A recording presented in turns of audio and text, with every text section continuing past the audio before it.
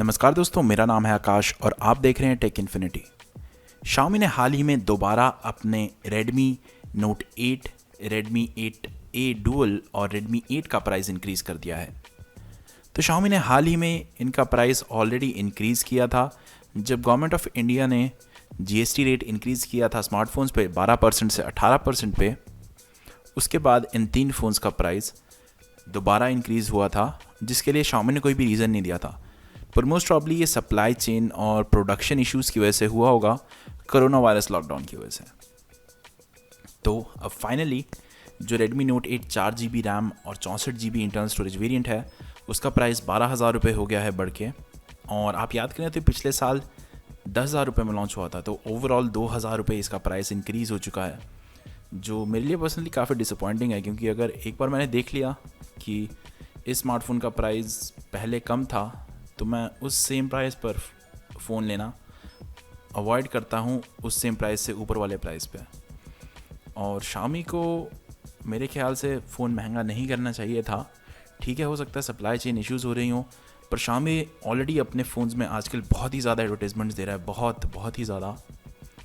और मेरे हिसाब से एडवर्टाइजमेंट्स ऑलरेडी काफ़ी आपका एक्सपीरियंस ख़राब कर देती हैं। और सिर्फ एक लो प्राइस था जो Redmi Note 8 के लिए काम कर रहा था, जिसके लिए मैं कह सकता था कि आप एड्स को अवॉइड कर सकते हैं। ठीक है, एड्स को बेयर कर लीजिए, प्राइस काफ़ी कम है। पर अब प्राइस बढ़ गया है और मेरी ओपिनियन भी बदल गई है, क्योंकि एड्स आपका पूरा एक्सपीरियंस ख़राब करती है। एड से आपको ज़्यादा बैटरी खर्च होती है, ज़्यादा डेटा खर्च होता है, फ़ोन आपका स्लो हो जाता है।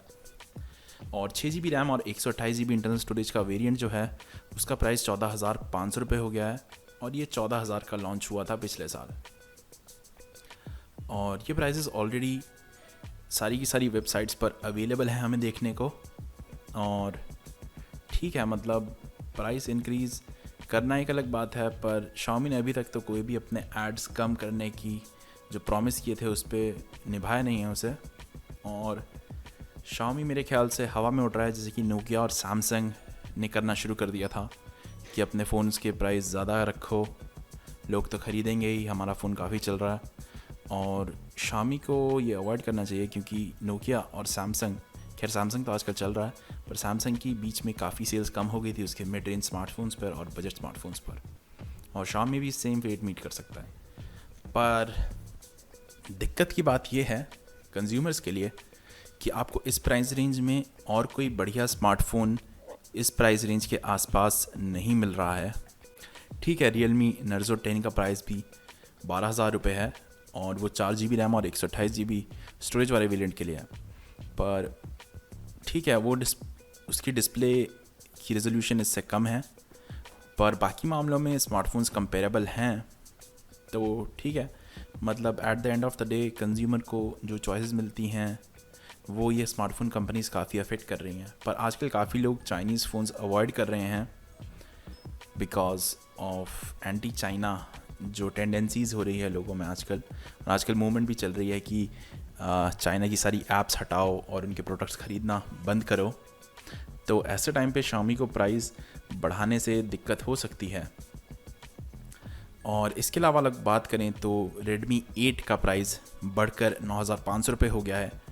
और ये आखिरी साल में ये वाला स्मार्टफोन 8,000 रुपये का लॉन्च हुआ था, तो ओवरऑल 1,500 रुपये प्राइस बढ़ चुका है।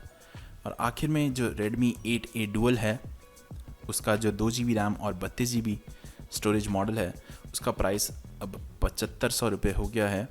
और 3GB रैम और 32GB जो मॉडल है, उसका प्राइस अभी भी 8,000 रुपये है। तो जो वाला मॉडल है उसका प्राइस इंक्रीज़ नहीं हुआ है। और जो भी नए प्राइस हैं ऑलरेडी रिफ्लेक्ट हो रहे हैं सारी वेबसाइट्स पर। जो Redmi 8A Dual था वो 6,500 का लॉन्च हुआ था, तो मतलब आपको ओवरऑल प्राइस हाइक 1,000 रुपये का हो गया है। Xiaomi ने अभी तक कोई भी ऑफिशियल स्टेटमेंट नहीं दिया है, तो देखते हैं कि अगर वो कुछ स्टेटमेंट निकालते हैं या नहीं, या चुप्पी ही साधते हैं। पर मोस्ट प्रॉब्ली ये कोरोना वायरस लॉकडाउन की वजह से जो फैक्ट्रीज़ और कंपोनेंट्स वगैरह अफेक्ट हो गए, उनकी अवेलेबिलिटी कम हो गई है, उसकी वजह से वाला प्राइस बढ़ाया गया। Samsung ने भी अपने Samsung M सीरीज़ स्मार्टफोन्स का प्राइस बढ़ा दिया था, पर फिर उन्होंने कम कर दिया। Samsung ने देखा होगा कि उन्हें सेल्स हायर रखने के लिए फ़ोन्स को चीपर करना पड़ेगा, क्योंकि आजकल लोग खर्चा करना कम करने की कोशिश कर रहे हैं। तो ठीक है, देखते हैं अब किस तरह से इस स्मार्टफोन की सेल्स अफेक्ट होती हैं और क्या आप इनमें से कोई स्मार्टफोन लेने की सोच रहे थे। अगर हाँ तो मुझे कमेंट सेक्शन में बताएं कि क्या आप अब भी इस इंक्रीज प्राइस पर ये वाले स्मार्टफोन लेंगे। तो इस वीडियो के लिए इतना ही। अगर आपको वीडियो पसंद आई तो लाइक करें और ऐसी और वीडियोज़ देखने के लिए सब्सक्राइब करें।